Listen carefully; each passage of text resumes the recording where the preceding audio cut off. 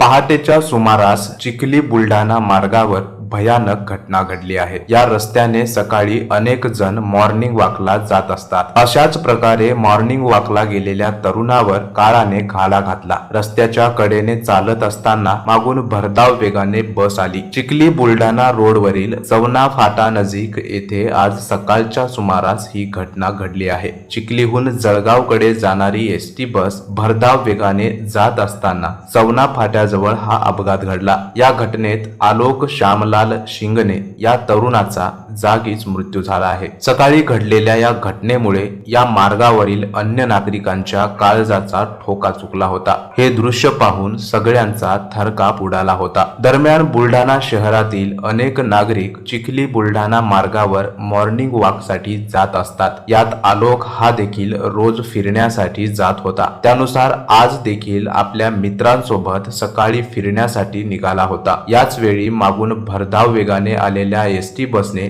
दोन युवकांना पाठीमागून जोरदार धडक देत उडविले। मागून भरधाव वेगाने आलेल्या बसने धडक दिल्याने झालेल्या भीषण अपघातात आलोक श्यामलाल शिंगणे याचा जागीच मृत्यू झाला, तर अक्षय रमेश पट्टे हा गंभीर जखमी झाला। त्यांच्यावर चिखलीतील एका खासगी रुग्णालयात उपचार सुरू आहेत। दरम्यान घटनेबाबत पोलिसांना माहिती देण्यात आल्यानंतर पोलिसांनी घटनास्थळी येत बस ताब्यात घेतली आहे।